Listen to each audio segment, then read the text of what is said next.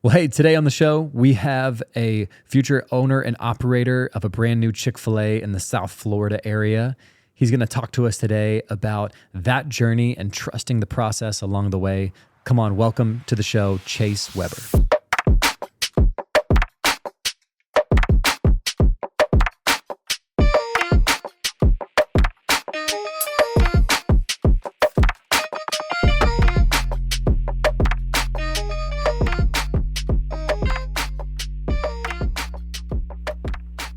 Well, Chase, welcome to the pod, man.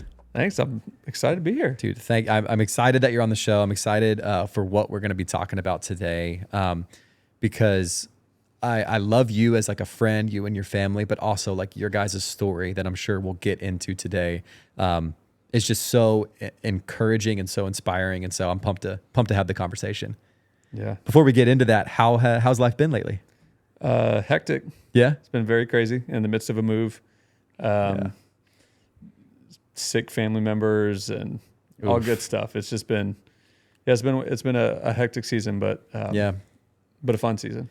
Imagine that's a lot to like juggle there with 3 kids and like a move. Obviously, you are moving out of the city, not out of state, but like moving down South Florida area and figuring out like new schools. They're like, for people that don't have kids, they don't get that kind of stuff. Like moving is like, cool, we just move there and start over. It's like, there's so many pieces you have to figure out now, you know? Yeah, it is. It's very quickly from, wow, this is a beautiful house. Oh, that's a D school.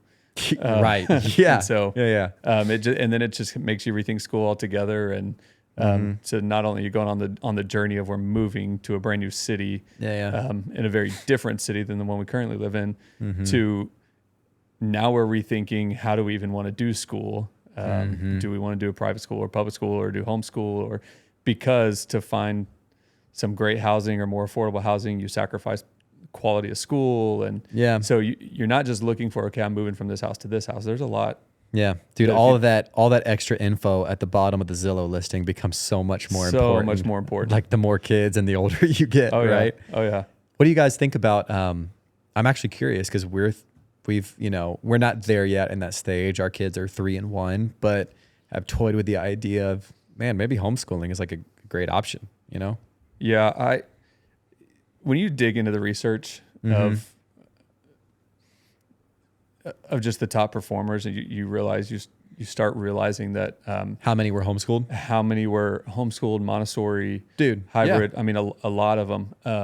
And then we're with what we have with our youngest, and he was born with a congenital heart defect, and a lot of time in the hospital, and bunch of surgeries, and he's good now for a few more years before another one.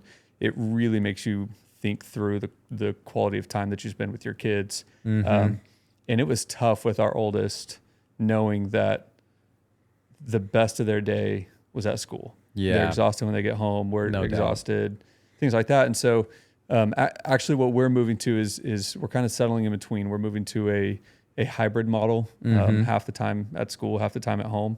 That's going to be very, very focused on real life mastery-based learning. It's fun. It's a project-based program that focuses a lot on economics, government, awesome. business. They still mix in all the history of it, but it's more of, you're going to learn about a business and then the history of that business and then what changed in the government to allow that business to do those types of things. And this is like young elementary school. That's awesome, dude. 7 years. Yeah. So it's a pretty excining program. So you have some smart kids already too. So that's going to be, dude. I just remember like as a kid, growing up in the 90s, all that kind of stuff. It's changed so much. Like the stigma around homeschooling has like, I remember, or at least like from a kid's perspective back then, it was like, oh, these kids are like socially awkward and, like maybe behind on school, whatever the case may be. And that was from a kid's perspective. So that could have been totally untrue. And it could have been just the particular cases that I saw. But dude, like now as a parent, obviously the time thing is huge, right? Like the time that you get with your kids, like especially now, like post-pandemic, so many jobs are able to do remote. Like I work remote, and like the ability to be around your kids more often is awesome. But also, dude, I've seen some like incredibly like smart kids coming out of homeschooling. Dude, like kids that are going into college like way early. Yeah, and I grew up small town Texas, and so we were brutal to the homeschool kids. I mean, brutal. Yeah. Well, I was South Georgia, so I don't know if we were any better. And my wife was homeschooled from 3rd grade on, and so she's always been adamantly against homeschooling our kids. But you're right, the culture has changed a lot. And just the lack of control that even teachers have, the things they're forced to teach kids nowadays, the things that they are required to refrain from teaching kids in public schools. There's a lot of private schools that aren't a whole lot better.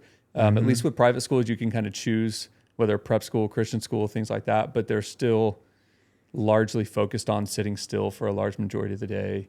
Not a lot of individualized attention.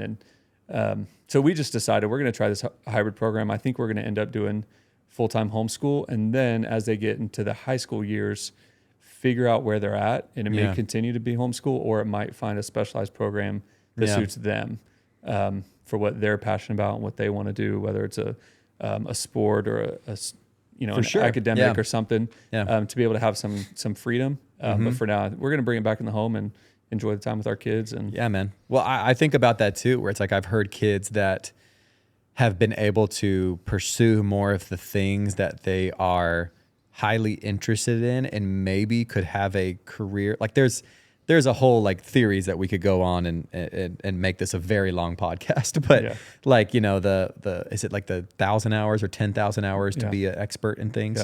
And the idea for Malcolm Gladwell there is like these people started very young at like at a skill.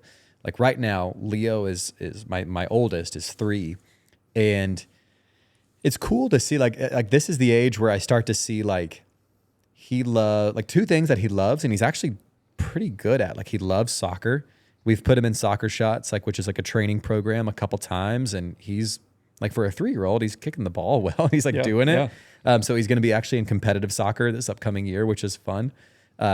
And he loves singing, dude. Like that's awesome. That kid sings so much. And again, I am this is like my first 3-year-old. So maybe every 3-year-old sings, but I think he's like decent at it. So it's just cool to see like, man, maybe he'll get to a point in like high school where he's like, man, I'm really serious about this music thing, or really serious about this soccer thing, whatever the case may be. And I want to devote a little extra time to that. I'll be willing to get my work done in the morning, and in the afternoon I can practice or whatever, you know? Yeah, I think that's one of the things we're most excited about is, you know, right now they come home from school and then you're into full blown, we got to get to the next thing, and it's piano lessons and karate and gymnastics and football and soccer, and you've just got thing after thing after thing, and then you go home, you go to bed, and you do it all over the next day, and that's it, and that's your day, because I've been at school all day. Now that they're getting older and they're finding things that they love, my son is turning into a pretty good musician, and he's got an ear for it. We have time during the day to have some private one-on-one time with piano lessons or vocal lessons or whatever that is. My daughter loves gymnastics, and she's fine. She's not better than anybody. You know, she's a beginner and she loves it. Starting. Yeah. But to be able to find a gym where some one-on-one attention that they can do for an hour really means more to them, and they'll progress faster than spending 2 months, 3 months going to a big class in the evenings. And for sure. And so that's what we're excited is find the stuff that they love and be able to kind of pour into it, stick with it for a while, and just kind of have some options. So yeah, that's exciting, man. Yeah. Well, dude, I love that. I was thinking about this before you came on the pod today. Dude, I was thinking about the first time that I met you, which is crazy to think like how small this world is, because I think that we like after this first time we met again, like officially, probably like in 2016 or 17, wouldn't you say? Yeah, like I think so. When we were both serving at our church and all that kind of stuff. But the first time that I actually met you, I remember, was either 2011 or 2012 in Washington, D.C. You remember this? I vaguely remember this. Yeah. So at the time, the church that I was going to, and actually that's a church that impacted my life forever, Solid Rock Church in Columbus, Georgia, that like first youth group, first church that I ever really went to and was a part of. They were a big part of this organization called Christians United for Israel. I'm not really sure about that organization today, and I'm imagining it's still around, but I don't really know much about it as of today. Do you? Yes. Yeah. So it's actually continued to grow. Wow. Okay. We haven't been in years, but it is still, it's flourishing. It looked a little different since COVID, but yeah, they actually just at the time that we're speaking right now, just had their annual conference. And, okay. So they're still doing it every year. Yeah. That is awesome. And I still know a bunch of people that are very involved with it. And but I do remember we were youth pastors at the time, working full-time jobs and helping in church youth pastors. And it was we did it a few years, but it was I think our second time that we took a group of young adults up there with our pastor. Yeah. And I think it was my pastor that introduced me to you because you were just in our Lakeland group or had connected with the Lakeland group. Yep. So I was moving to Lakeland. You were moving to Lakeland. I was planning on going to Southeastern University, which I did do. And if I gotta be honest, like I think it was an awesome experience. Like I'm glad that I went, and like some of the sessions that I sat on and things like that were great. But what drew me into that, like going to that, was my pastor told me they will pay for your flight and your room, and you get to go to DC for free. Yeah. And I was like, really? Yeah. I was like, okay. We went 6 years in a row. Cool. I'll sit in a couple sessions to go on a free trip. But yeah, I remember, dude, we were walking into like this banquet dinner, and I had just I think that our pastors had connected, and I had met you, and I was telling you that I was moving to Southeastern. We walked to our table, we sat down, and I think that may have been the extent of it.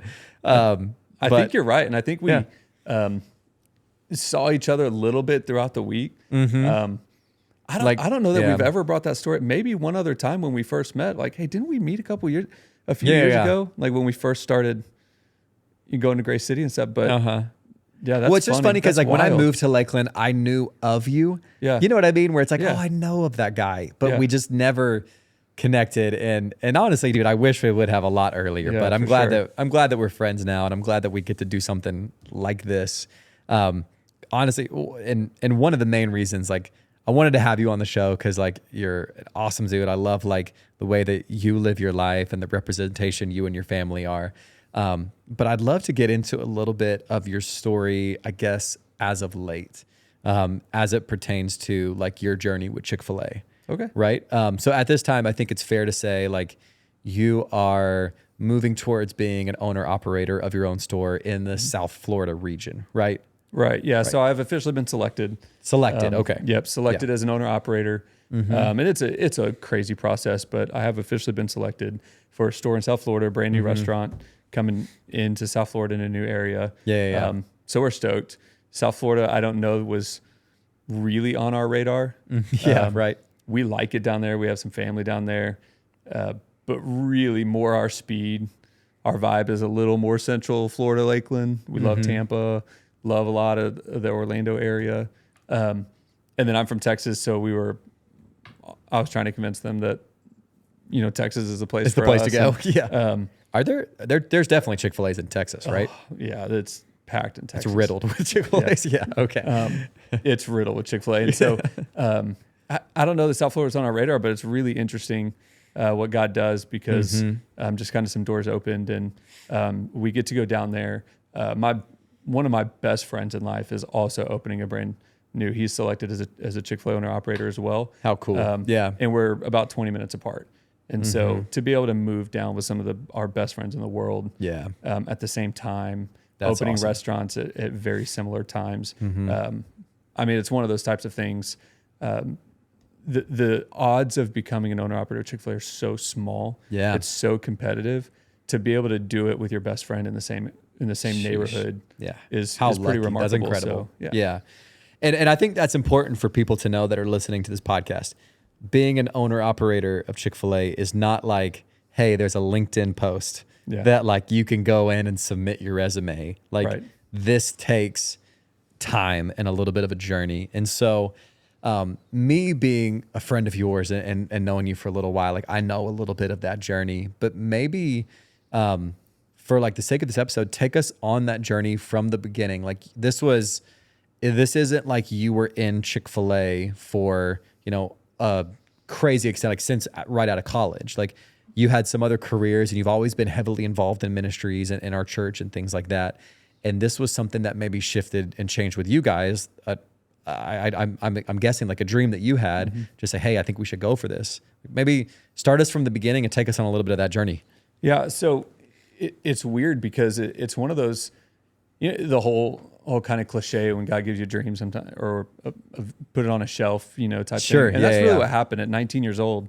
Kind of wrapping up college. I might have even been done with college, but I moved into this apartment that when I took a right out of the apartment onto the frontage road, the next right was a Chik-Fil-A. Yeah. A bunch of my friends worked there, and I got to know the operator, and not very well, but I talked to him a few times, but had a lot of friends there. And so it was back when discounts were a little bit easier to get. So some days I was good to know people. Yeah. Some days I was a police officer. Some days they were hooking me up all the time, and I fell in love with the food. Yeah. I learned more about the culture. And when I met my wife, just through conversation one day, I was like, man, I'd love to own a Chik-Fil-A one day. And my wife, being who she is, put that on a shelf and remembered that, never forgot that one little statement in passing of, man, I'd love to own a Chik-Fil-A one day. And then fast forward, here we are years later. People talk about calling a lot, and it's really interesting. I don't feel like I was called to own a Chik-Fil-A.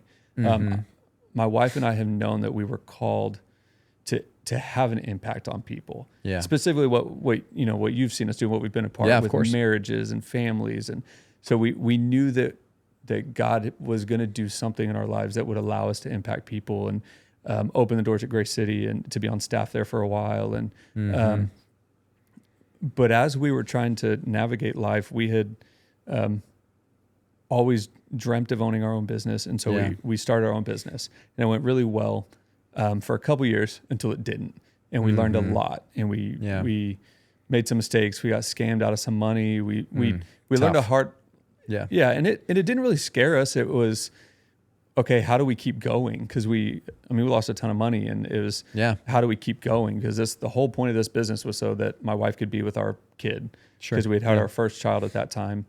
And I said, well, you're not going back to work, so whatever we have to do. And started going down that route. And then the best friend that I talked about earlier was working at Chik-Fil-A and had started having the conversations of becoming an operator.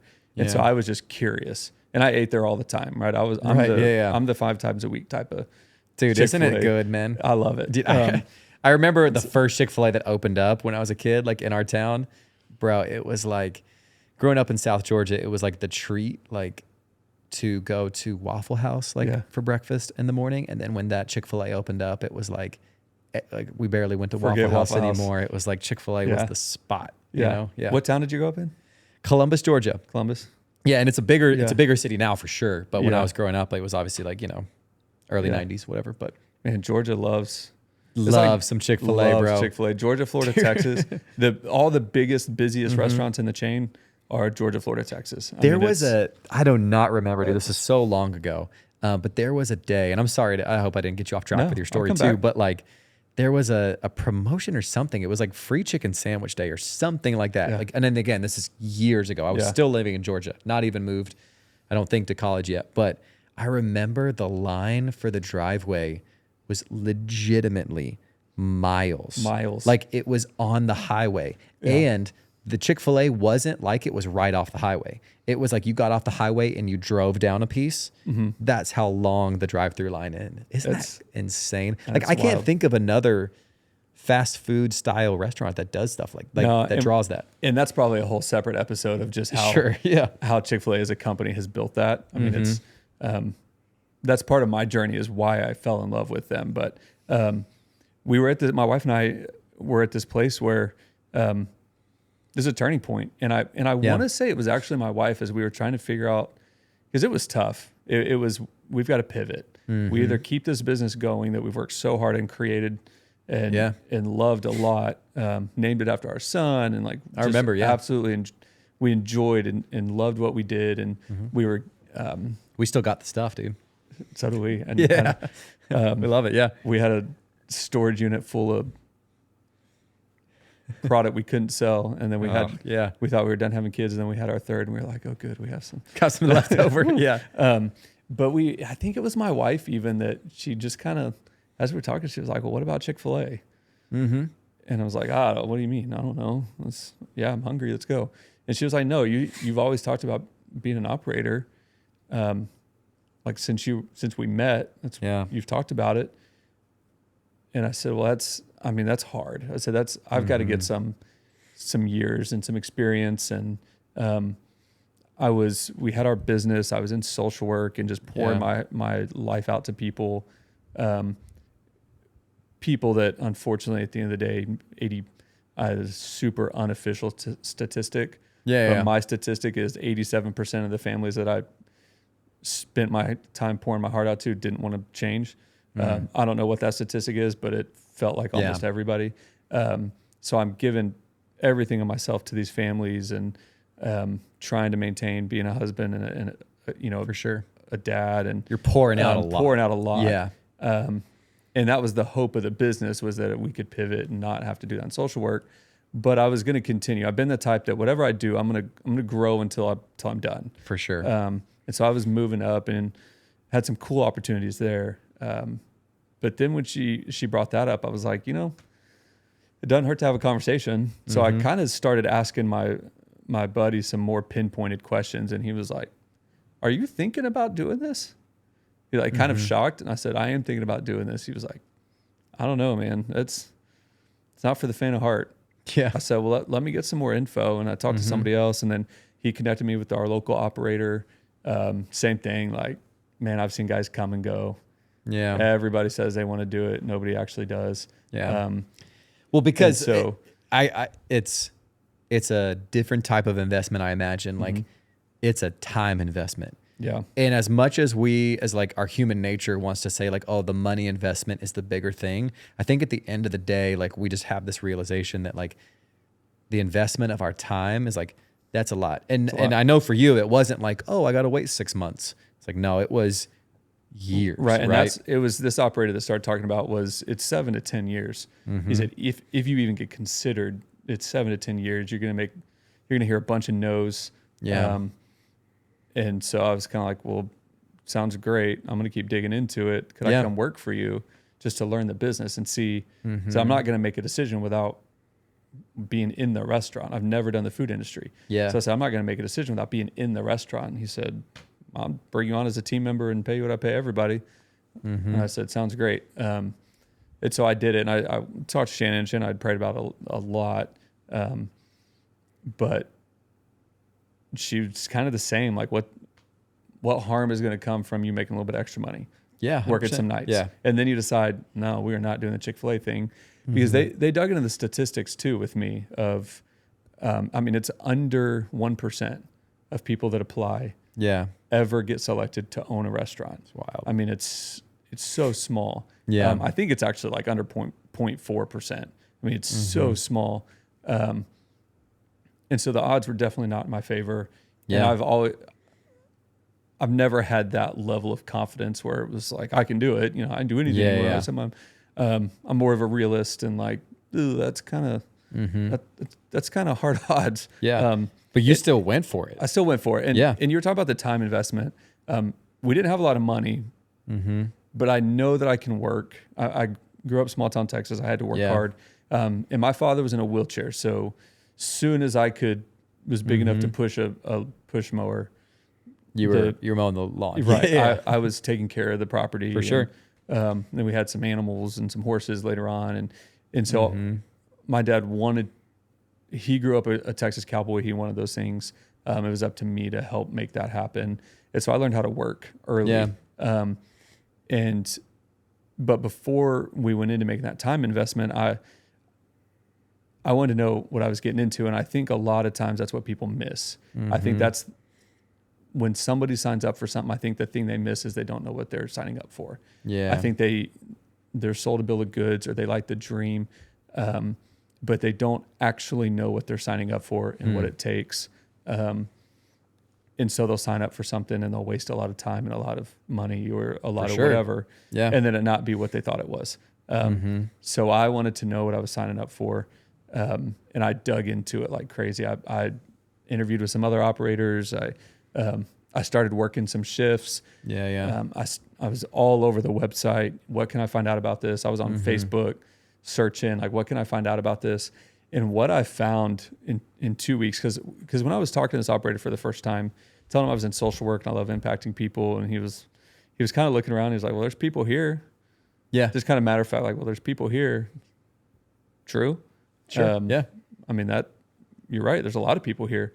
And so after a couple weeks of working just some random shifts and, sacrificing away from my kids a little bit, but just trying to figure it out. I came home one day after a shift, and I'd had a conversation with somebody, and it was just an awesome conversation. Yeah. Where they kind of poured their heart out, and I was able to help them. And I was just I think that my first trainer was a teenager, and so it was awesome. I mean, just young kids, but I came home and I told Shannon, I said, I know that this is what I want to do. That's and cool. This is what I want to go after. Yeah. And I want to go full time. And she was like, are you sure? It's a huge pay cut. And I said, well, it is a huge pay cut, but it doesn't have to be. Yeah, I said, I can work. Yeah. I said, Scott told me he'll pay me as much overtime as I want to work. Yeah. So I can make the same amount of money. It's going to it was actually 59 and a half hours a week. Yeah. With the overtime is what supplemented my income. And she was like, that's a lot. And I said, yeah, but it's, is what it is, and we'll grow. And sure. I told her, I said, you'll make it work. I said, I'm going to make it work. And I said, there's no guarantee to grow in the business, but I also know that my competition is a bunch of 16-year-olds. And so I feel like I can come in and use my experience to, it's still staggering odds, right? Like the less than 1%, but I imagine maybe there's a little bit of comfort in knowing that a lot of that percentage is also made up by maybe students who work that job out of high school or as they're in high school or things like that, and then move on to another job afterwards, and maybe don't see Chick-Fil-A as necessarily like a full career or whatever. Yeah, there's a lot of people that apply that when they apply, they don't really they just don't know what it is. Sure. Oh, I'd love to franchise. And I've met a lot of people actually even here locally that tried it. And we're just like, yeah, it's not for me. Because I don't want to sell insurance. That's not for me. Right. Sure. Yeah. I don't care how much money you got to be passionate about it. Yeah. Right. That's not for me. So, and I love the people that are passionate about it, and those people help me and take care of me, and my family's cover, things like that. And so I'm glad people are passionate about it, but a lot of people that go down this journey see the dollar signs, and don't know what they're signing up for. So there is a lot of that. People sign up for it, start to learn more about it, and then realize, no, it's not for me. So I knew it was for me, and I knew it was a long shot. Yeah. But I also knew it's just one of those, I just kept feeling this peace about it, and this the way my wife described it, and I heard her describe it. So in the interview process, she gets interviewed also a few times. And so in one of the interviews, she said, I knew he was going to make it early on in the journey when he was coming home every day happy. Yeah. Man, that's awesome. So he was working 12-hour shifts, coming home happy, coming home excited, a better husband, a better dad, working way harder than he was, but coming home joyful. And she said, I've never seen anything do this to him. And I said, and like, it's like this partnership was created for him. What I love about the story, even just so far, is that like we've talked about your wife, Shannon, so much. It's like, and I feel like there's a testament to that, right? Of like we married the right people. Like, 100%. For me, like with my wife, Madeline, like, I don't think that I know for sure you and I would not be doing this podcast or posting this if it wasn't for her encouragement. Cause, and even dude, I feel like you're in some ways like a little bit more bold and brave than I am, because I had those thoughts of like, dude, nobody wants to listen to me. Nobody wants to hear me. You know what I mean? Yeah. And things like that. But it was something that I dreamed about and loved. And I was like, man, I feel like I could do this. And my wife continued to put kind of gas behind it of like, why wouldn't that? Like, this would be amazing. Like, you could be great at this, all this kind of stuff. And like for you too, I hear that it was like, man, it was something that like you had the work ethic to do, right? Whether it's we both grew up in like Georgia, Texas, or from farming families or whatever it is that like influenced us both to work, because we both have that in common. Yeah. Like she knew you had the work ethic. She knew like, and just believed in you too. Like it matters who you marry, right? Yeah. Like, One of our favorite things to do is premarital with couples. And we've done countless couples, and I love doing it. And I love challenging them to, are you sure you're marrying the right person? It's a tough question. And I don't like the concept. So our premarital, it just kind of took us in, oh, great, you're getting married. And there was some talk about cereal and my wife and I. Like the random stuff, Yeah, the random stuff. And really the only thing we took out of premarital that we can remember to this day was he asked us like what our favorite cereal was. And and so we decided we don't want to do that for couples. I want couples set up well. And I love running into couples at church or something or I've done 2 different couples from Chik-Fil-A, which is awesome. That's cool. And I love seeing them like, oh, we're still using that stuff. It's so helpful because we want them to start off on the right foot because the right marriage and marriage, not only the right person, but marriage done right, marriage done well is a game changer. Yes. It's absolutely a game changer. Because I was talking about, you got to know what you're signing up for. You got to know what you're signing up for in marriage of, man, are you willing to commit and to serve and to sacrifice for this person every single day, to wake up and choose that you love them and not know if they're going to do it back.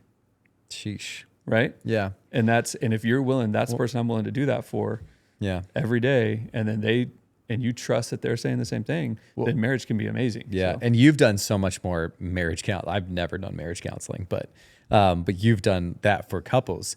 And like, I've seen in my own life, like everything you do affects the other thing, right? Yeah, like everything's tied together. So like, I mean, I love my wife. I love my family, but we're not perfect. We've had mornings where, both the kids were up all night long. We get up and we're kind of grumpy and we've had an argument. And then I go to work and I'm awful at my job for the rest of the day because I'm just in this funk. But then again, I've had mornings of the opposite where like we had a great morning. We're just in sync. And that's more often than not, thankfully. And I just feel great going into work and vice versa. Like I had a great day at work. I just kind of can flow that into the rest of my day. It connects. And I'm sure you felt that. Yeah, it absolutely does. And I look, had I not, so we just celebrated 16 years of marriage. That's awesome. Yeah. Had I not taken opportunities way early on in marriage to demonstrate my work ethic, to demonstrate that my family is the most important thing, other than my relationship with God, but my marriage is really a big testament to my relationship with God. Cause if it wasn't for the Holy Spirit and God's strength, I wouldn't be able to push myself aside to serve somebody. Sure. Yeah. Right? I think we're just so naturally self-focused beings, but had I not demonstrated early on that I was going to do whatever it took to take care of the family, me coming to her really, and again, it was her, she was the one that rekindled that. And brought that idea back up.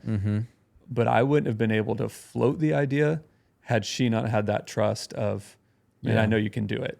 Yeah. And it's amazing what I feel like I can accomplish when I leave in the morning or when I wake up in the morning and she's got my back. 100%, man. So that was a huge part of the journey because those conversations were tough of, I've got to do whatever it takes. If I commit to this, I got to do whatever it takes. Yeah. And it was only a couple months into the journey that I was like, if I never get my own restaurant, I'm working at Chik-Fil-A. I love this. That's cool. Yeah, that's awesome. I fell in love with it. We do the same thing all day, every day, but every day is so different. Sure. And it's just wild how different every day is, and different challenges. But I fell in love with what we were doing. And so then I just kept going after it. Huge testament, huge shout out to my boss for opening some doors for me. Yeah. What I like to say is what he paid me in exposure never could have been bought with money. He could have been paying me $500,000 a year and I wouldn't have gotten to where I am today without the exposure that he gave me to That's Chik-Fil-A. Awesome. And I mean, it's just wild how he has stewarded his Chik-Fil-A journey as an owner operator largely affected my journey. And so it's just amazing the doors that God opens and who he connects you with. That's true. When you really put the dream in his hands. Yeah. And go after it. And so, so long story short, I mean, that was a little over 5 years ago. I went full time with Chik-Fil-A and just started serving Scott and working. And 5 years is a pretty long commitment, man. Yeah. And it happened faster than it does for a lot of people. I know somebody that took 10. And so it happened. 5 years seems like a long time, but it happened fairly quickly in my book, in the Chik-Fil-A book too. So, and it was focused on the results. It was my wife being okay with, hey, I got to go back up to the restaurant. I know you're about to put I know it's bedtime. Well, but that's actually a great point. A question I wanted to ask you, because so much of this, and that's what I love about you too, because I feel like, somebody else could have the same experience and it's so much about like them and having to work. But for you, it really was like a family decision, like making this decision to say, hey, I'm going to go full time with it. Like, we're going to see where God takes us on this journey, what happens. Like, it wasn't just like a Chase decision. It was Chase and Shannon and all of the kids along, like, made a decision. What was that like making a decision as a family to go after this? Excuse me. It was a lot of conversation. I mean, it was a lot of, we've never been one to hide things from our kids. It's age appropriate, but we've wanted to protect them, but also include them. And so talk to them about it. And Daddy's going to be gone a lot. But when I'm home, I'll be all in with you guys and we'll be intentional with our time together. And they were young. So 5 years ago, 4 and 2, I think. Yeah. And so they were very young. Lots changed in that time. A lot has changed, and added a third kid to the journey. And it's true. Yeah. And so the big thing I told my wife was, if at any moment it's too much, because at the end of the day, what I'm doing right now, I don't own the restaurant, so I can walk away. Scott owns the restaurant. I can walk away from this restaurant. So now's the time, because once it's ours, once we have that title, there's no walking away. Yeah. We are responsible, right? If we're hit with a lawsuit, it's us. If we're It's a commitment. Yeah. Right. So if I make a mistake right now and I fire somebody because I'm mad and they sue Scott, not me. Right. I can maybe get fired, but that's the worst that's going to happen. Scott's got to carry that weight. And that's the risk of entrepreneurship and business ownership is you got to know that. And so the conversation with my wife was that if at any moment the time commitment, the pressure, the weight of it all is too much, I'll pull the plug. Yeah. Right. And I'll never be able to trade what I'm learning, because I learned so much doing this. I said, but if at any time it's too much, I will pull the plug. Yeah. To protect our family. And I think she knew that. But what's amazing is she never complained. That's awesome. Because I put her through a lot. And I'm sure it wasn't easy. There's no way it was easy. It wasn't easy on me, and I just got to go to work. She's taking care of the kids. And I mean, after having the third kid with a congenital heart defect with a lot of medical issues, I mean, she was, and I had grown to the position where I wasn't working 60 hours anymore. Sure. But there were weeks that I was working close to it, and long days mixed in there. And we got to do some fun things at our restaurant that garnered a lot of attention from Chik-Fil-A as a corporation. But it meant a lot of long days and a lot of late night phone calls from stuff breaking and them needing help. And but man, not once did she ever gripe about it. And I don't know that I realized that until recently. I looked back and was like, wow, not even I wish it would hurry up. Yeah. Like, just so patient, so kind. It wasn't just a commitment from you. It was a commitment from her too. Yeah. Which is like, it's crazy. It's cool to hear.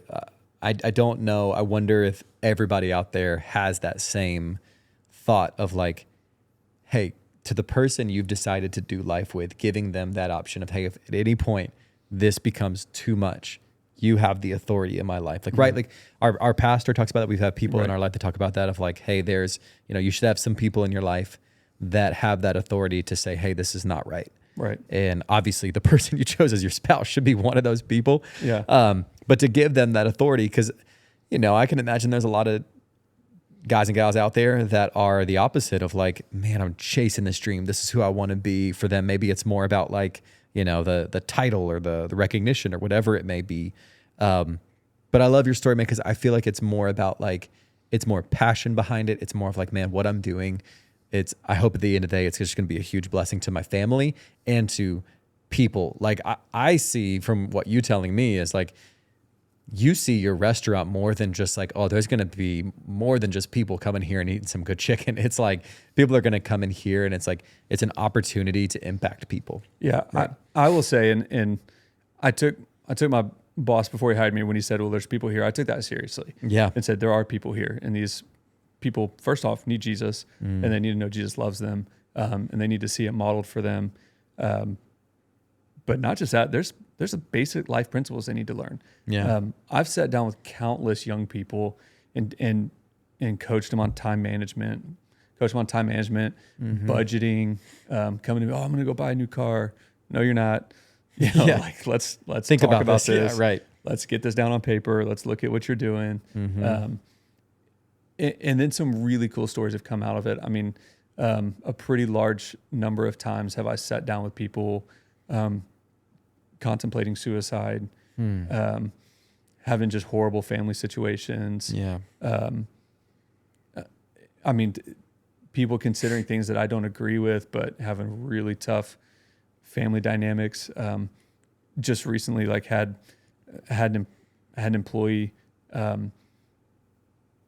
mean, it's just so sad, wanting to transition, and had kind of gone through this before, but Christian family, just so brutal to her, and she was just so defeated, and to really try to walk it out of, man, where would Jesus be on this issue, and where would Jesus stand in relation to this person? Knowing that they are a real person and reminding them that they're a child of God, and it were, you know, God, I think also honors, because she got a job before it all even happened, and she's still in that process, and she still comes into the restaurant, but and says hi, because we were like family to her, and she's still dealing with a lot, but she was able to find a job that kind of start fresh, and but you see little moments, little glimpses of joy in her eyes, but cool. Also joy, but also knowing that truth, right? Yeah. She's finding truth. And before, because her family was so rude, she wasn't looking for truth. She was just looking for what made her feel good. And so to see that now she's looking for truth and stuff, it's amazing. I have another one. I know this is supposed to be about Chik-Fil-A, but I had a girl come to me and just asked for a couple days off work, and I knew her, and I knew her lifestyle, and we connected because I'd spent so many years in social work, and she grew up in the system. She was a product of social work, and she found Chik-Fil-A, and Chik-Fil-A gave her a home, and and it was amazing, and she was doing the best she could, and I every time I talked to her, I reminded her that she wasn't her mom, she wasn't her family, right? That's not who she was. That's not. Invited her to church. She came a couple times, and which is awesome to see. And but she came to me one day and asked for a couple of days off work. And this is probably a human resources nightmare, so I can't believe I'm about to share this, but go ahead. HR nightmare. Yeah. But we can always remove it if it need be. No, she asked for a couple of days off work, and at this point, I had moved up into a high level leadership, and I was running the restaurant, and I just felt that nudge, and I said, yeah, you can have whatever you need. She was like, okay, I got some medical stuff I'm dealing with, and I just felt that nudge, and I looked at her and said, I just want you to know that if you're pregnant, there's other options out there. I don't think you need to go have that abortion. And she just broke down in tears and just started crying. And she's like, but you know who I am. You know my journey. I'm going to be a terrible mother. I'm going to be, fast forward. Yeah. Her and the guy are together. This is a few years later. They're together. They're happy. They're getting married. It's incredible. They've been visiting church more often. They have another kid now. She walks with so much confidence, and and I'm not like the godparent of that first kid by any means, but I can't just help but every time I see that kid, almost cry, because it's just so knowing. You felt that moment. Yeah, knowing what she was going to do. And I'm so thankful the Holy Spirit intervened. That's awesome. And that she had an opportunity. And those are the stories I love telling about Chick-Fil-A, because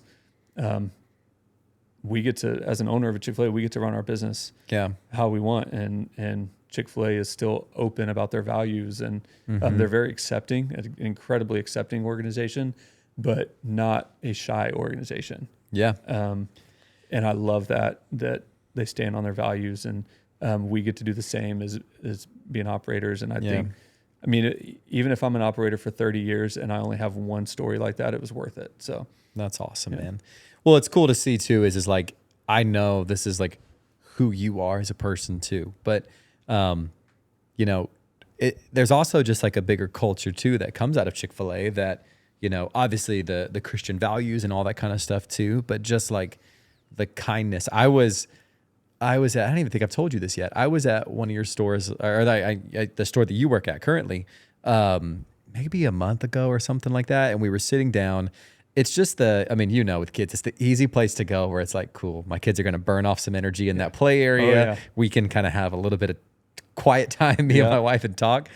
And we were sitting like 2 tables over from one of the managers there, meeting with like one of the younger girls. I'm sure she was like maybe newer or maybe been there for a little bit, but, and I just couldn't help but eavesdrop and hearing the conversation.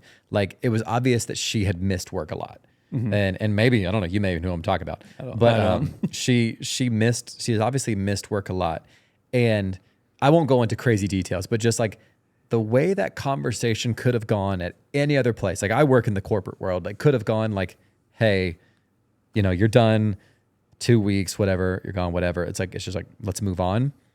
He was so kind, and I'm sure everybody else would be this way. It's like, he was so kind, so generous, and like the things that she said, and obviously, you know, I'm in my 30s, hearing like sometimes like a 16-year-old or 17-year-old speak, you're like, come on, I know that's not like, right. That's a little bit much. Like, you're lying a little bit or whatever the case may be. Like, we could hear that some of what she was saying was maybe a little BS, but like he was so generous and so kind and so patient with her, and was like, you know what? Like, take that off, like, but you got to get into a good rhythm. Like, you got to like giving more opportunity and more chance. Like, I think that speaks to Christian values. Yes. Like the generosity and the grace. It also just speaks to, man, like, I think that there's some realities of Chick-fil-A is setting up young people to really succeed. Like, hey, we're going to give you another chance. We really want you to learn why this is important. Oh, yeah. Like, it's important to show up and he was telling her that, like, it's important to show up for work because it, like, you know, we depend upon you. Like, we need you there. You're a part of our team. Like, there's a lot of values in there that, you know, any other business organization could have just been like, you know what, you'll either figure it out or you won't. Goodbye. But the time that he took to speak to her about it was cool to witness. And I love that that's a part of the organization, and that I'm sure that you, like, who you are contributes to that generosity and that grace and that kindness a lot, I'm sure. Yeah. One of the things I appreciate most is understanding guests, because most of our guests realize that, man, these are young people, and we are doing the best we can to try to give these young people a shot at life. I love hiring the 14 and 15-year-olds. They're so moldable. They're so coachable. They respond well to coaching most of the time. Yeah. Their parents are dropping them off at work, so usually they're not too late. Some of them are, but it's not their fault. But I love hiring the young people. And I remind my leaders of that too, that we've all been given a shot, right? We've all needed somebody to give us a shot. Yeah. And then give us grace when we missed. Dude. Right. And so I'm so thankful for the people like that in my life. Yeah. Oh, 100%. Me too. And I in this journey, learning how to do this business, I missed a lot. Like, and Scott trusted me fairly quickly and gave me a lot of freedom and a lot of responsibility. And so I missed some of those shots. and he sets that tone. And ultimately Chick-fil-A sets that tone where we do have an opportunity to really impact people. Yeah. Chick-fil-A's shared vision. So when you look at what Chick-fil-A is trying to accomplish in the world, it's real simple. And anybody at Chick-fil-A will tell you this. Our shared vision is we just want to be the most caring company in the world. Yeah. That's it.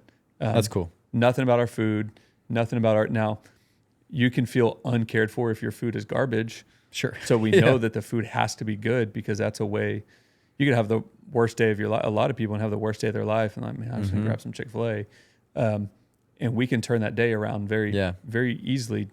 It's consistent and it's good. Right. Yeah. And so all of that is important, but at the end of the day, we just want to be the most caring company in the world. And if we don't model that with our team, we'll never be able to help guests feel that way. And what's cool is just think as Chick-fil-A is approaching almost 3,000 restaurants, and now we're international in Canada, Puerto Rico, and wow, to know that they're passionate about that vision of being the most caring company in the world and are really taking it to the world to do it. And I'm really excited to be a part, really, really grateful that I get to be a part, to know that it wasn't, I mean, I'm confident enough to know that I worked really hard to achieve it, but also humble enough to know that there were many doors opened that I had nothing to do with.